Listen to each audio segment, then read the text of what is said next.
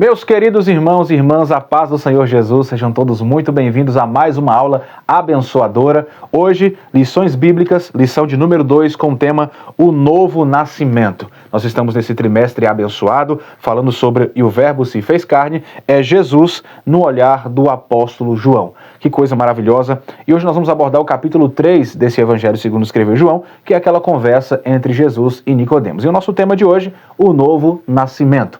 Se você é novo em nosso canal, seja muito bem-vindo, muito bem-vinda. Já aproveita para se inscrever, tá? Ativar o sininho para não perder as próximas aulas e vamos seguir em frente. Você está na EBD Transformadora, o conhecimento que promove mudança.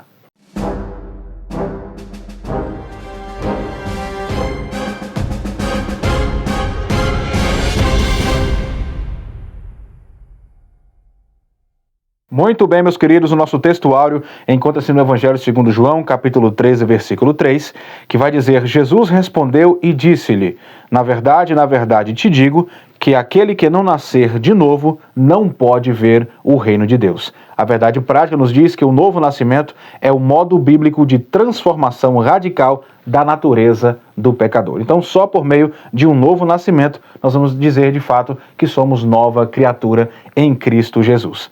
A nossa leitura bíblica em classe encontra-se no Evangelho segundo João, capítulo 3, versículos de 1 a 9 e também o versículo de número 16. Não vamos ler esses versículos para que a nossa aula não fique muito extensa, tá? Já vamos direto ao assunto, a introdução da nossa revista de hoje, mas fica aí como dever de casa para você ler aí a nossa leitura bíblica em classe. O nosso comentarista, o pastor Elienay Cabral, ele começa na introdução dizendo que nesta lição nós vamos estudar uma das mais significativas obras do Espírito Santo, que é a regeneração, com base no diálogo entre Jesus e Nicodemos. E aqui nós analisaremos a realidade do novo nascimento, percebendo a regeneração como uma única ação de Deus por meio do Espírito. Quando a gente começa a tratar desta introdução, nós já começamos a entender que o novo nascimento é a porta de entrada para uma vida genuinamente cristã. Não existe cristianismo se não houver um novo nascimento. Quando eu leio o que o apóstolo Paulo escreve na segunda carta aos Coríntios, no capítulo 5, versículo 17, Paulo diz assim: assim que se alguém está em Cristo, nova criatura é, isso é presente. As coisas velhas, passado, já foram. E eis que tudo se fez novo. Não vai se fazer novo no futuro, é agora. Então, um novo nascimento é a porta de entrada para que você possa dizer categoricamente que você é cristão, que você é cristã. Muitas são as religiões. Muitas pessoas professam até o nome de Jesus. Mas será que de fato são novas criaturas? Passaram pela regeneração? São novas pessoas, nova mentalidade? Passaram pelo processo chamado metanoia? Se isso não aconteceu, então não são cristãs. Então, como saber se uma pessoa de fato é uma pessoa cristã? É se essa pessoa nasceu de novo. Esse é o viés de entrada para o reino dos céus. O primeiro tópico dessa lição tem um tema principal: Jesus e Nicodemos. Vamos ver então como é que foi esta conversa, né? Esses dois homens ali conversando, dialogando. O que saiu dessa conversa? Qual foi o resultado dessa conversa? E o primeiro ponto aqui desse tópico vai falar sobre Nicodemos. Quem era Nicodemos? Se há aqui uma conversa entre Jesus e esse homem, quem é esse homem para que nós podemos entender melhor? O comentarista começa a falar que o contexto de João 3 revela que Jesus já era uma figura conhecida em Jerusalém, devido ao milagre que realizou ao transformar água em vinho. E a sua fama, então, espalhou-se entre o povo, especialmente entre os líderes religiosos do templo de Jerusalém. Então aqui há uma verdade absoluta, que Jesus já era conhecido entre o povo judeu. Então, quem era Nicodemos? Nicodemos era um homem muito importante na sua época. A Bíblia ainda o chama de um dos principais dos judeus. Ele era um homem muito culto, um homem que tinha acesso às Escrituras, um homem muito inteirado, letrado, fazia parte do Sinédrio, que era o setor jurídico, religioso ali de Jerusalém. Então era um homem muito bem visto. Mas esse homem muito bem visto, ele vai ter com Jesus em oculto, à noite, para ter um bate-papo com Jesus. Então nós entendemos que ele, além de tudo isso que nós já citamos aqui, Nicodemos também era um homem muito inteligente. Não só pelas posições ou pela posição que ele exercia, mas por ele ter ido aprender um pouco mais com Jesus. Porque quem é inteligente é aquele que aprende. Aquele que apenas acha que sabe de tudo, na verdade não sabe de nada. Sábio é aquele que ouve mais e fala menos. Então Nicodemos já começa nos ensinando aqui algo muito importante. Além dele ser uma figura muito conhecida, muito culta e respeitada, ainda assim ele teve este prazer, este privilégio de sair do seu lugar, de ir ter com Jesus para aprender um pouco mais com Jesus. Mas algo que é muito importante sobre Nicodemos, que é o próprio nome do Nicodemos, que é um nome grego. E o seu nome em grego significa vencedor do povo. O que vai deixar a gente entender, pelo significado do seu nome, que ele também era uma pessoa que estava envolvida em projetos sociais, na elite social, ou seja, ele fazia parte não só do Sinédrio, mas ele era de fato um homem importante entre os judeus, tanto no setor religioso, quanto também no setor político. Ele era um homem ali de fato muito conhecido. Daí o significado do seu nome, o vencedor do povo, ou seja, ele era popular dentro de Jerusalém. Mas esse homem popular dentro de Jerusalém, ele foi ter com Jesus, como está escrito em João 3:1. Havia entre os fariseus um homem chamado Nicodemos, um dos principais dos judeus.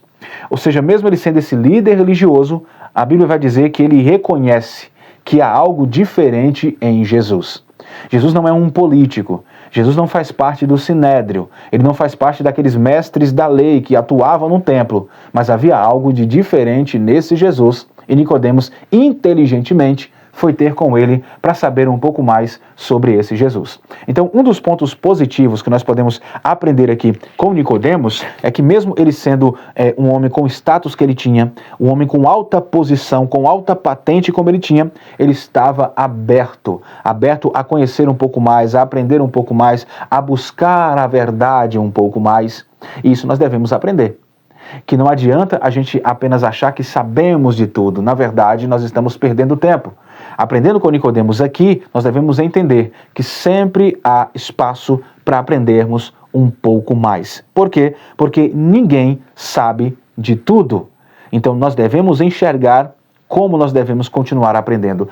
Foi isso que salvou Nicodemos.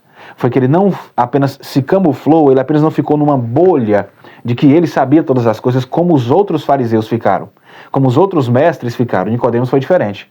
Mesmo assim, ele foi diante de Jesus. E é por isso que a Bíblia diz que a humildade precede a honra. Ele foi honrado diante de Deus, recebeu uma nova vida, porque ele teve humildade de, apesar do status que ele possuía, ele foi ter com Jesus em humildade para aprender um pouco mais de Jesus. Então Nicodemos foi feliz justamente por essa atitude, que nós devemos ter esse tipo de atitude, de reconhecer que Jesus, ele é o Mestre. Inclusive, este é o tema do segundo ponto desse tópico, que fala sobre o reconhecimento de Nicodemos sobre Jesus como Mestre. Olha o que o pastor Elianael Cabral vai dizer pra gente. O versículo 2 indica que Nicodemos percebeu a autoridade que o Pai concedeu a Jesus, chamando-o de Rabi. João capítulo 3 e versículo 2. Então Nicodemos, ele dirige-se a Jesus chamando-o de Rabi. Isso aqui é muito importante. Por quê? Porque quando ele reconhece que Jesus é mestre, ele vai dizer que Jesus veio de Deus, ele vai dizer, tu és vindo de Deus.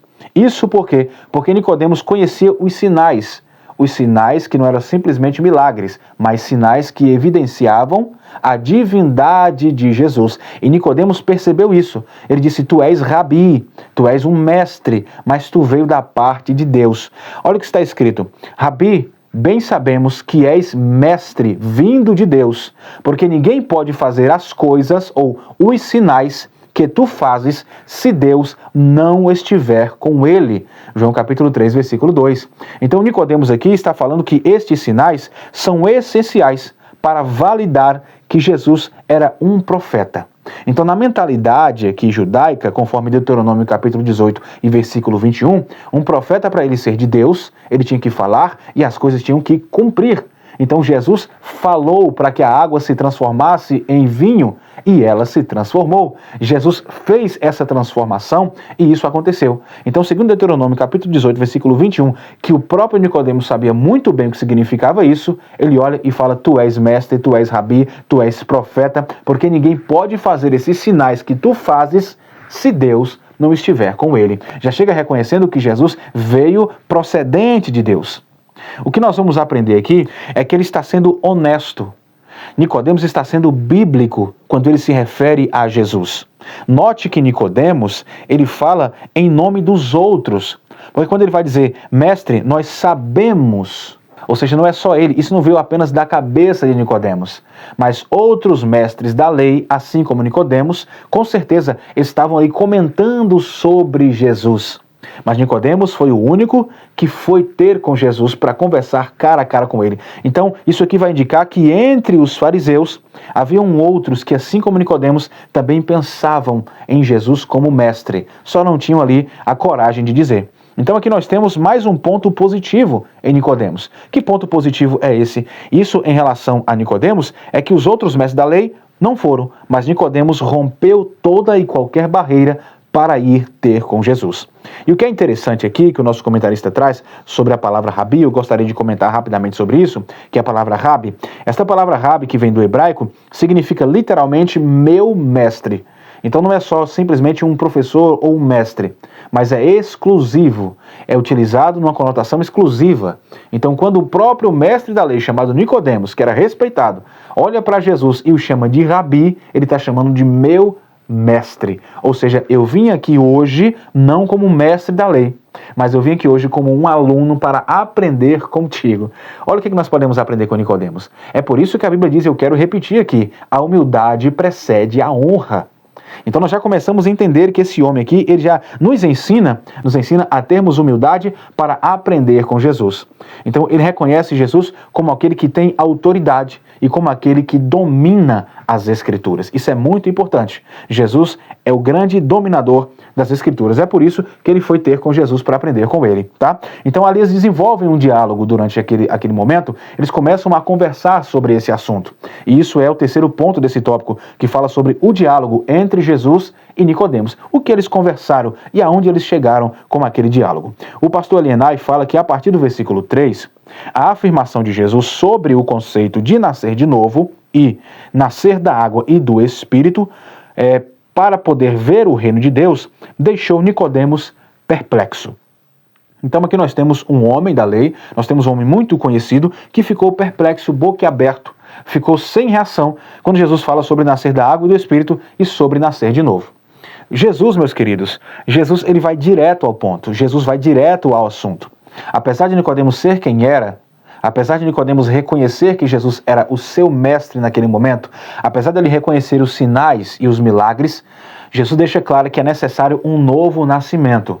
Não é apenas pelo conhecimento bíblico necessariamente, porque Nicodemos conhecia muito bem, ele tinha o domínio também das Escrituras, mas o acesso ao reino de Deus é por meio de um novo nascimento.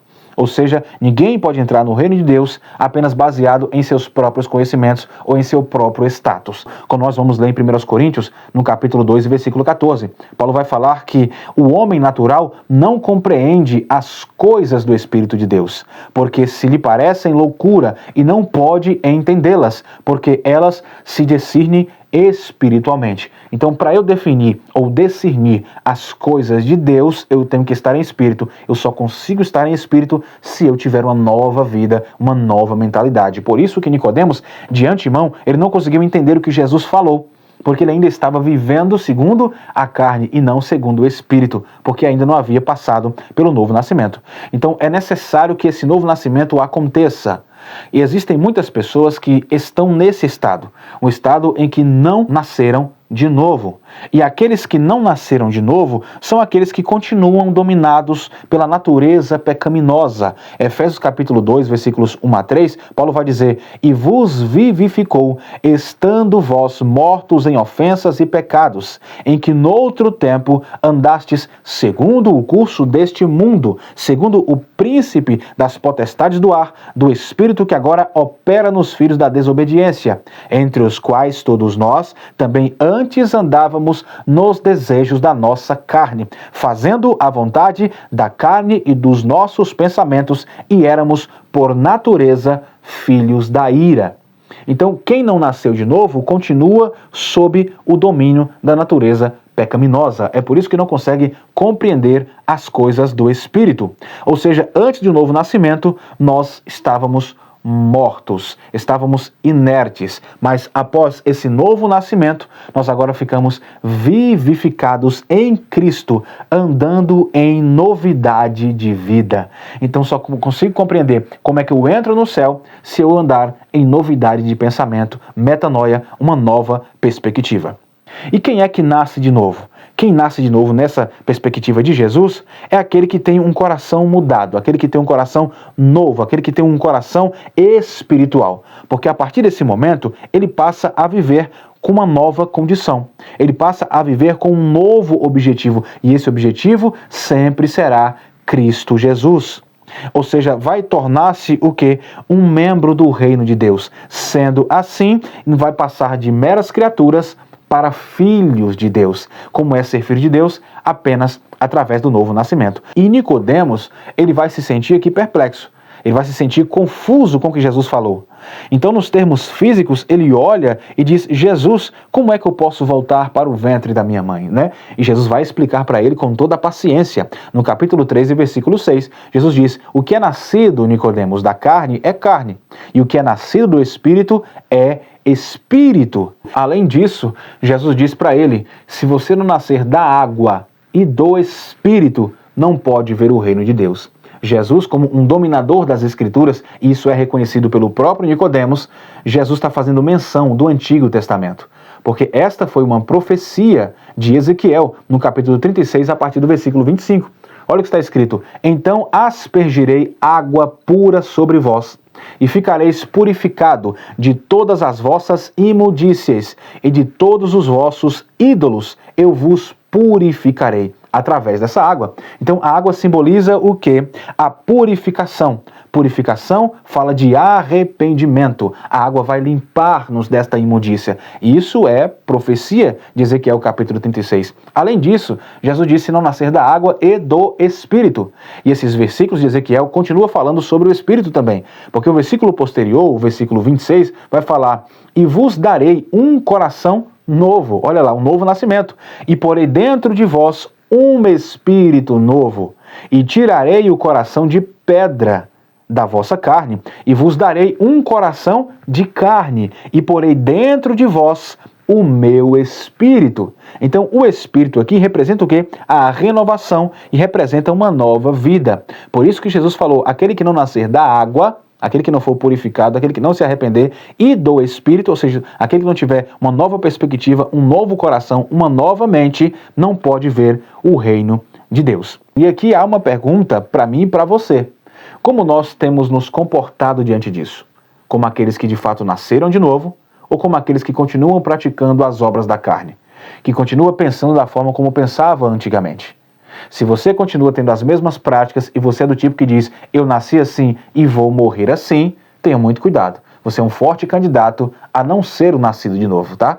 Mas aquele que é nascido da água e do Espírito pensa de forma diferente. Ele pensa segundo o Espírito. E se ele pensa segundo o Espírito, os seus frutos são frutos espirituais. Pense nisso, tá? É o que Jesus está ensinando para Nicodemos e ensinando para nós. Então esse diálogo aqui vai mostrar que o novo nascimento é algo profundo, é algo espiritual, é algo sobrenatural. Então, com esse primeiro tópico, Jesus e Nicodemos, nós aprendemos claramente que a conversa entre Jesus e este homem demonstra a procura genuína pela verdade de um líder judaico. Então, não importa qual seja o seu status, não importa qual seja a sua posição, Jesus sempre tem palavra de vida eterna. Glória a Deus. É o que nós aprendemos neste primeiro tópico. Vamos então para o nosso segundo tópico desta lição, e esse é o momento que você se inscreve aqui no canal se ainda não é inscrito, ativando o sininho para não perder as próximas aulas, tá bom? E você comenta aqui embaixo o que você achou desse primeiro tópico, o que mais te chamou a atenção e que você pode levar para a sua vida como aprendizado. Vamos então para o segundo tópico, que tem o tema central: o novo nascimento, a obra de regeneração. Nós vamos entender aqui que esse novo nascimento não é simplesmente uma reforma da parte de fora, da parte externa, e também não é simplesmente uma mudança simples de comportamento, tá? Mas a questão do novo nascimento é de fato uma transformação no sentido interior, e só pode ser operada por Deus. Então é de dentro para fora, nunca de fora para dentro. porque às vezes do lado de fora parece que está tudo bem, mas por dentro não é de fato uma nova criatura. Aí Jesus olha e chama de sepulcros caiados. Por fora tá branquinho, tá bonito, mas por dentro só é ossos, por dentro só é morte, morte espiritual. Então, a regeneração, o novo nascimento, não é algo simplesmente externo, mas sim vem de dentro para fora. E se é de dentro para fora, só Deus pode fazer esse processo de regeneração. E é isso que nós vamos aprender agora, né? Que na teologia nós chamamos isso de regeneração ou ação regeneradora. Isso vem do próprio Deus. É uma experiência. A regeneração é uma experiência que marca o início da verdadeira vida cristã.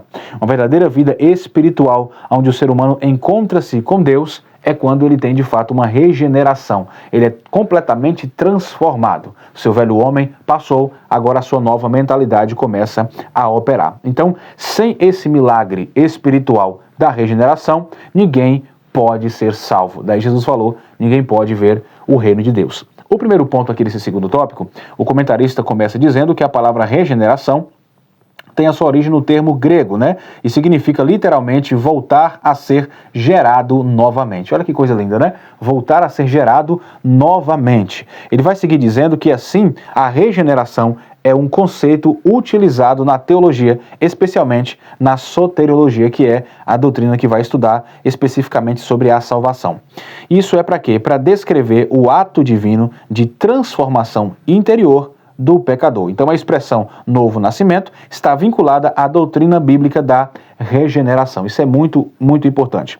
E Jesus, inclusive, ele afirma categoricamente, nesse texto de João capítulo 3, que nós estamos estudando nesta segunda lição, Jesus afirma isso de uma forma categórica e direta ao assunto, que está no capítulo 3, versículo 3, quando Jesus diz, na verdade, te digo que aquele que não nascer de novo não pode ver o reino de Deus. Então, esse novo nascimento vai representar aqui, segundo Jesus está trazendo para a gente, representar uma nova criação espiritual.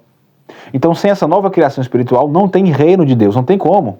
Então, aqui não se trata de uma simples mudança de hábitos no dia a dia, mas sim de uma mudança de natureza.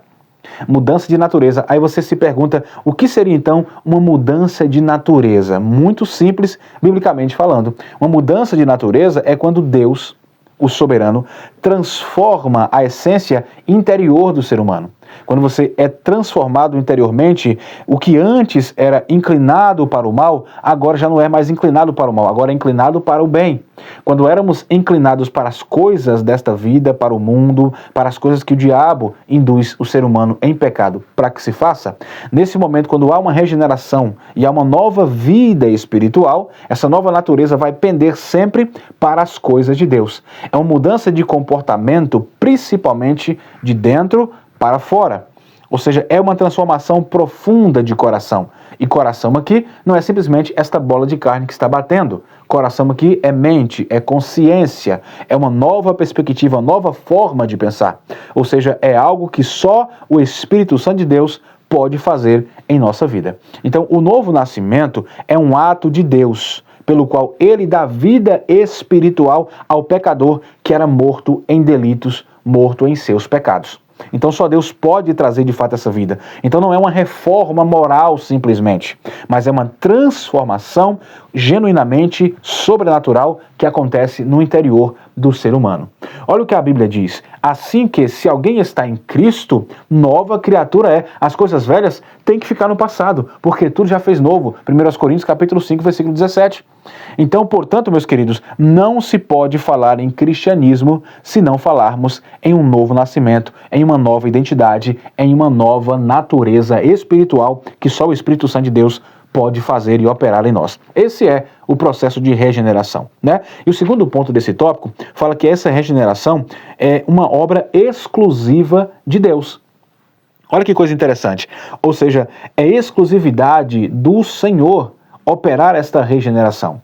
O que nós vamos entender aqui, baseado em nossa revista, é que a regeneração é um ato que Deus realiza na vida do pecador, levando-o a uma mudança radical do seu coração e provocando, assim, uma transformação profunda da sua vida interior. É uma transformação que não é superficial, ela tem que ser profunda, ela tem que vir de fato de dentro de você. É de dentro para fora. Por que isso? Porque é Deus que está fazendo e Ele vai e sonda o coração. Ele é quem sonda mentes e corações, né? Ele vai no íntimo da gente, Ele sonda os nossos pensamentos. Isso quer dizer que essa regeneração não depende de mim e não depende de você, porque esta regeneração é uma obra do Espírito Santo, ou seja, concede a nós uma nova natureza, e só quem é o dono da vida pode dar uma nova vida. É isso que está escrito, né? Tito capítulo 3, versículos 4 e 5, olha o que Paulo vai ensinar pra gente. Mas quando apareceu a benignidade e amor de Deus, nosso Salvador, para com os homens, não pelas obras de justiça que houvéssemos feito, mas segundo a sua misericórdia, nos salvou pela lavagem da regeneração e da renovação pelo Espírito Santo. Glória a Deus. Então, esta obra aqui não é uma obra que é feita simplesmente por nós, porque isso aqui vai ser categorizado na Bíblia Sagrada como uma obra que é comparada ao sopro. Imagina aí, a regeneração é uma obra comparada ao sopro da criação do próprio Deus. Então, Ele cria em nós uma nova vida, assim como aquele sopro que criou todas as coisas. Então, quando o homem passa do pó, né, para uma alma vivente, ali no Gênesis nós temos um sopro de Deus. Aqui há uma mesma conotação. Na regeneração, Deus sopra vida espiritual em nós, uma nova perspectiva espiritual através desse sopro. E esse homem que outrora era morto, recebe um fôlego de vida. Era morto espiritualmente e volta a viver, porque esse sopro que dá vida espiritual vem do próprio Deus. Por isso que só Deus pode regenerar o ser humano. João capítulo 3, versículo 8, Jesus diz: o vento assopra aonde quer, e ouves a sua voz, mas não sabes de onde vem e nem para onde vai. Assim é todo aquele que é nascido do Espírito. Olha o sopro aqui, o Espírito de vida. Porém, esta vida, uma vida espiritual. E Deus sempre deixou isso claro, desde o Antigo Testamento, que essa é a sua vontade. Ezequiel capítulo 36, versículo 27, o Senhor diz: e porei dentro de vocês o meu Espírito. Para o Espírito habitar em mim e você, é necessário que esta casa seja de fato uma casa renovada, uma casa restaurada, uma casa que de fato está em regeneração. Senão, não tem como o Espírito Santo habitar dentro de nós. Então nós vamos observar que é Deus, é Ele quem coloca em nós o Espírito, segundo Ezequiel, não é isso? E por que isso? Porque estando nós mortos, nós estávamos completamente inertes, completamente incapazes, insensíveis, ou seja, um corpo que não pode fazer nada por si mesmo. Mas aquele que nos regenera é Deus. Por quê? Porque Ele é vivo, porque Ele é a própria vida, porque Ele é a fonte de vida. E Ele manuseou o nosso corpo espiritual morto, regenerando-nos, e através dessa regeneração, imputando em nós a presença do Espírito Santo. Glória a Deus por isso. O terceiro ponto desse segundo tópico fala sobre a necessidade da regeneração. Então, se Deus nos regenerou, colocando em nós o seu Espírito, há uma pergunta a se fazer. Qual a necessidade, então? Por que nós precisávamos desta regeneração? Que é basicamente o que nós já acabamos de citar aqui. Mas vamos para a nossa revista, para nós entendermos um pouquinho a ótica de Elienay Cabral. Ele diz assim, olha, a Bíblia ensina que o ser humano é pecador. Em uma de suas cartas, o apóstolo Paulo destaca a pecaminosidade do ser humano em razão da queda dos nossos primeiros pais. Ele vai dizer em Romanos 5,12, todos pecaram, todos, sem exceção, herdamos naturalmente este pecado adâmico, de que veio do Jardim do Éden, e nós já nascemos já com este problema aí. Então é impossível se aproximar de Deus estando com a mente completamente carnal. O que Paulo vai dizer em Efésios capítulo 2 e versículo 3 é que nós somos chamados assim, como carnais, como filhos da ira. Então não tem como o ser humano por si mesmo ter esse processo de autorregeneração. Vem de Deus. Então a necessidade de sermos regenerados é porque nós não conseguimos fazer por nós mesmos. Então essa salvação só pode vir do alto. Esta regeneração só pode vir de Deus. E a regeneração é, portanto, e absolutamente necessária para que o pecador possa se reconciliar com Deus, voltar à comunhão com Deus. É por isso que Cristo ele foi direto ao assunto quando ele conversa com Nicodemos. O capítulo 3 que estamos estudando, no versículo 5, Jesus diz assim, olha, na verdade te digo que aquele que não nascer, ou seja, Todo aquele que continua uma vida antiga, todo aquele que continua sem a regeneração, sem um novo coração, esquece. Ele está insensível à voz de Deus. Em Efésios 2:1, Paulo diz: e vos vivificou, estando vós mortos em ofensas e pecados. Completamente inertes. Ou seja, sem a regeneração, meu querido, não há acesso à vida eterna. É isso que Paulo está dizendo. Você já está morto. Você, para reviver, precisa ter um contato com Deus e só Ele te chamando é capaz de te regenerar. Não é por você mesmo. Então nós estávamos inertes. O que significa estar inertes, mortos em pecado? Significa estarmos sem ação nenhuma, estarmos sem nenhum tipo de reação. Além disso, nós estávamos impotentes, ou seja, sem poder, sem capacidade, sem autoridade.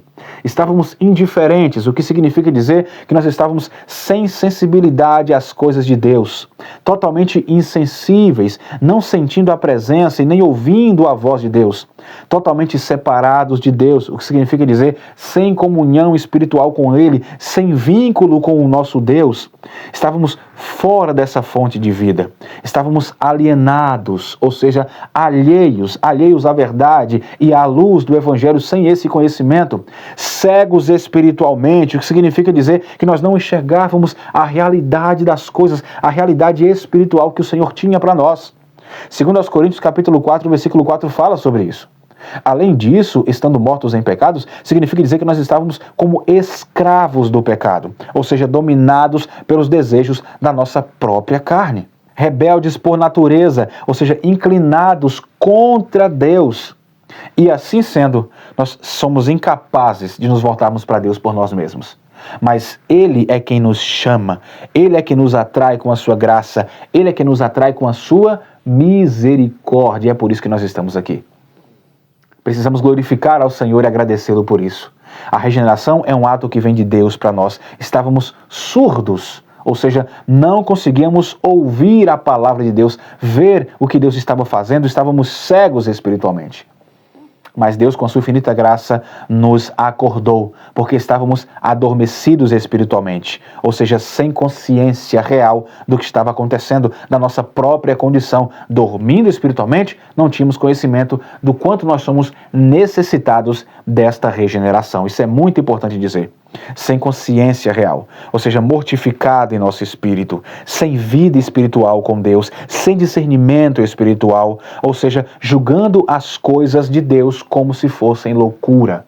É por isso que Paulo vai dizer que aos homens o evangelho é loucura, mas para quem é salvo, para quem nasceu de novo, para quem passou por esse processo de regeneração, é poder de Deus, é autoridade divina sobre nossas vidas. Autoridade para quê? Autoridade para, mesmo viver no meio do pecado, seguir em frente em santificação dia após dia, por causa desta autoridade que é o Senhor quem nos concedeu através de uma nova natureza, de uma nova mentalidade. Olha que coisa maravilhosa. Então é isso que nós aprendemos com esse tópico número 2, que o novo nascimento é regeneração.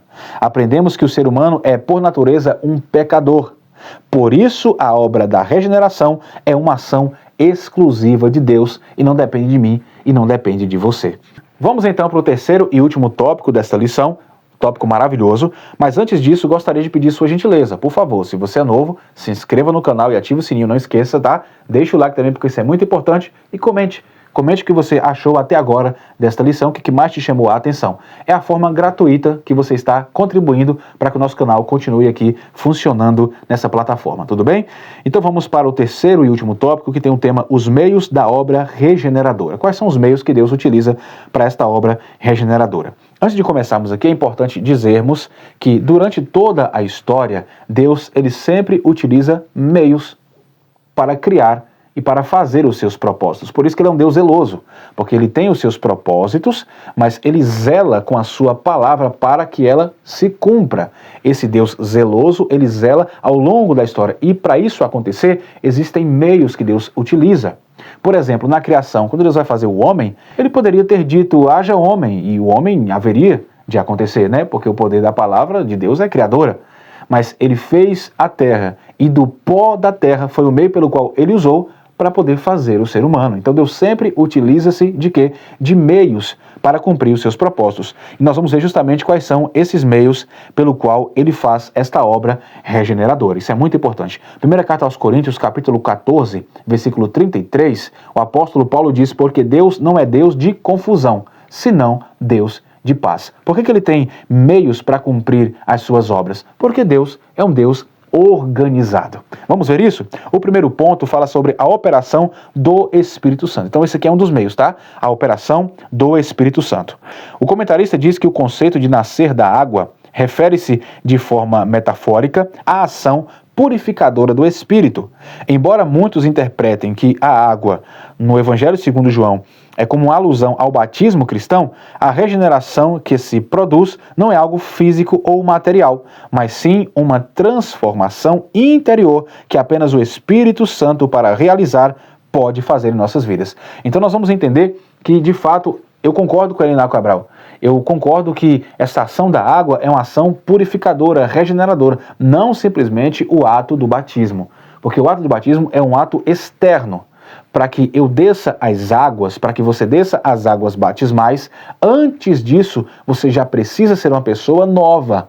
Você já precisa ser uma nova criatura. Porque o que é o batismo? Apenas uma evidência externa do que já aconteceu internamente. Primeiro, eu já nasci de novo. Primeiro, eu já estou regenerado em Cristo. Eu agora vou publicamente evidenciar, através do batismo, que eu sou uma nova criatura. Então, esta água aqui, de fato, não diz respeito ao batismo em si, mas esta água diz respeito ao que acontece interiormente. Essa lavagem que só o Espírito Santo faz. Esse é um dos meios que Deus utiliza para esta obra regeneradora. O Espírito Santo. Por quê? Porque é o Espírito Santo quem convence o pecador de seus pecados. É o Espírito Santo que gera arrependimento e é ele quem efetua esse novo nascimento. João capítulo 3 e versículo 8, Jesus vai falar para Nicodemos: o vento sopra onde quer e ouves a sua voz, mas não sabes de onde vem nem para onde vai. Assim é todo aquele que é nascido do Espírito. Então a atuação do Espírito Santo é soberana, é misteriosa, porém ela é real e ela é transformadora. O Espírito Santo, meus queridos, é o agente ativo. É ele que ativa esse processo de regeneração.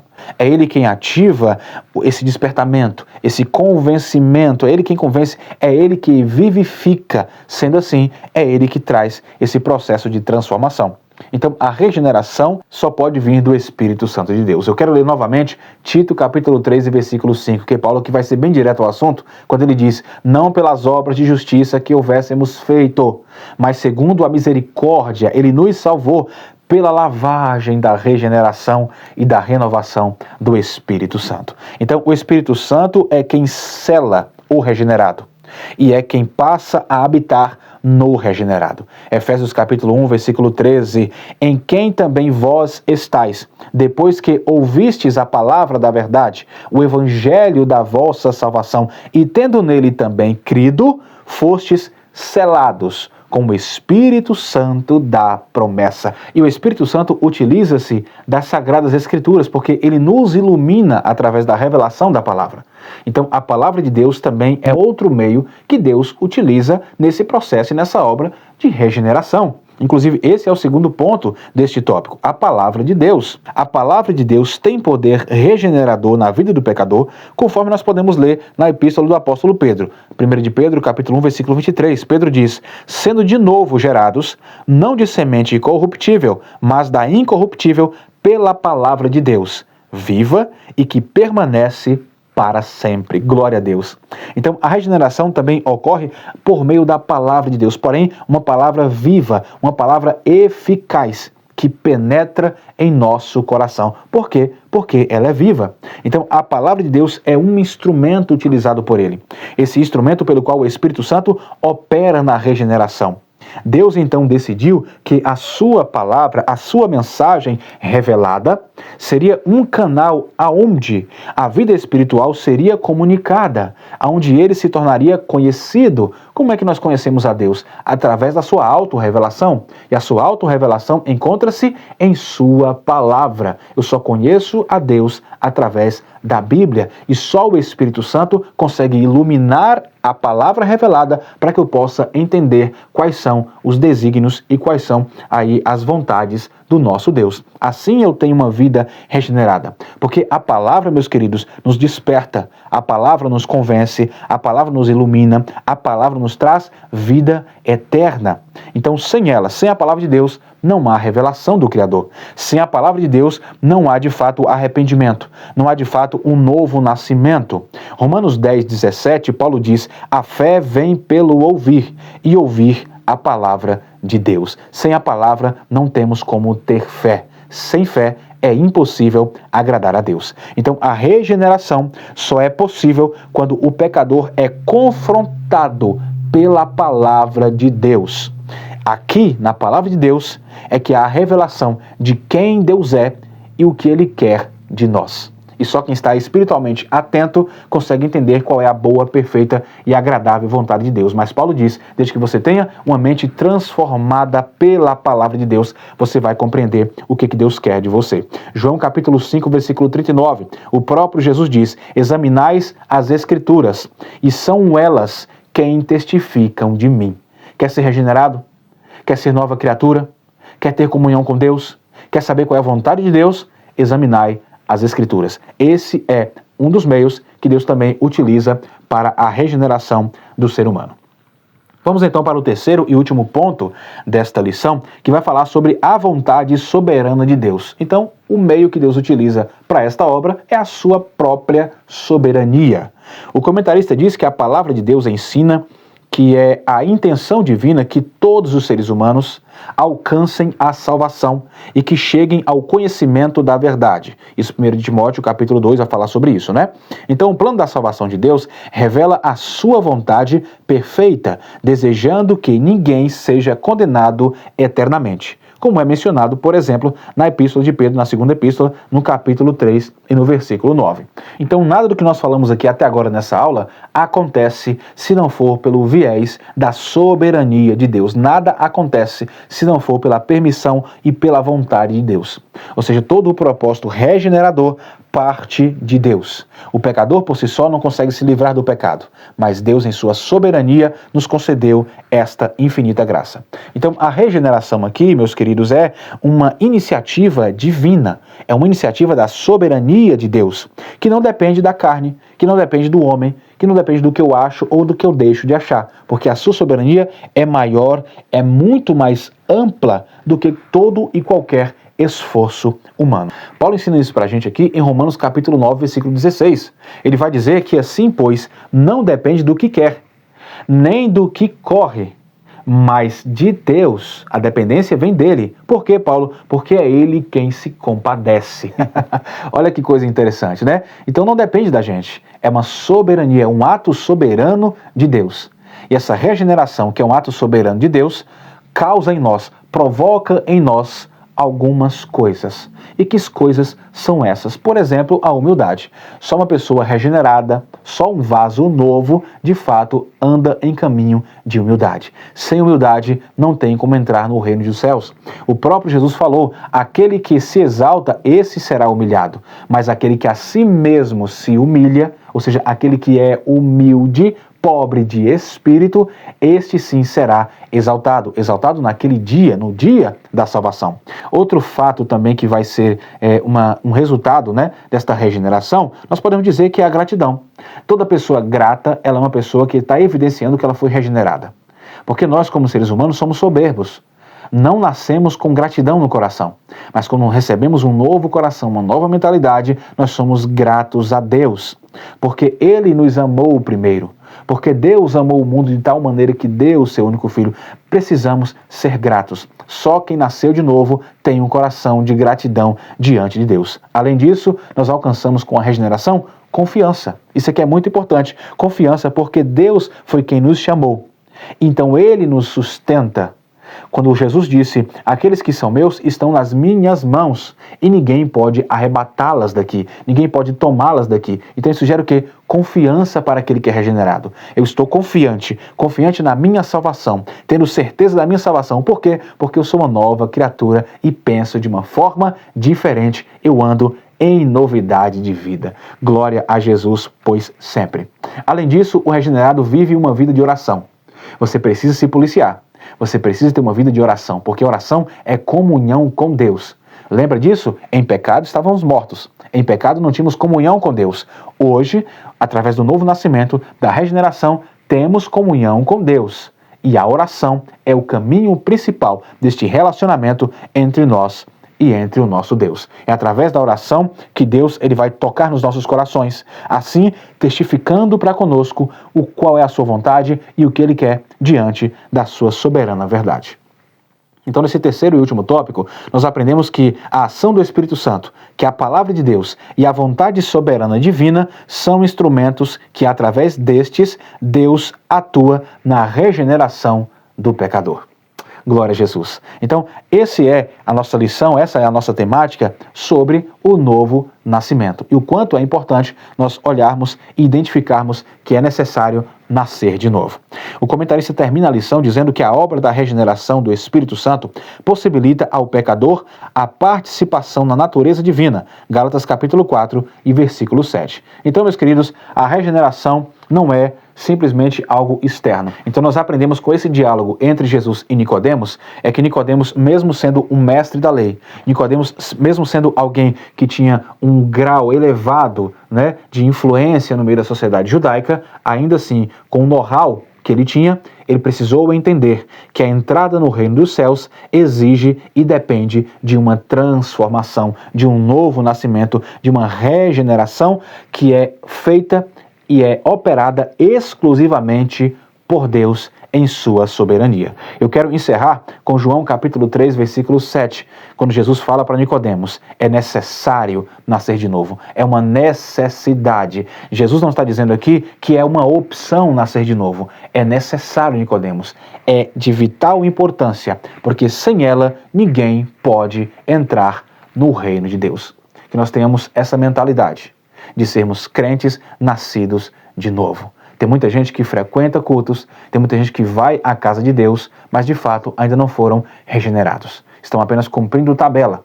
Que eu e você não sejamos desse tipo, que nós sejamos diferentes. Aqueles que de fato são igreja, aqueles que de fato foram chamados para fora. E esse chamamento para fora, só os regenerados, os que nasceram de novo, os que não pensam segundo a carne, mas segundo o Espírito, conseguem identificar e ter certeza de sua salvação. Tenha certeza de sua salvação através da regeneração e do novo nascimento. Que Deus abençoe sua vida. Muito obrigado por ter estado até aqui na nossa aula. Quero te convidar para estar sempre nos acompanhando no nosso canal, as próximas lições, os vídeos que nós postamos todos os dias. Fique à vontade, você está no canal Teologia Transformadora. E o nosso quadro EBD Transformadora é o conhecimento que promove mudança. Deus abençoe sua vida, fiquem todos com Deus. Até o nosso próximo vídeo, em nome de Jesus.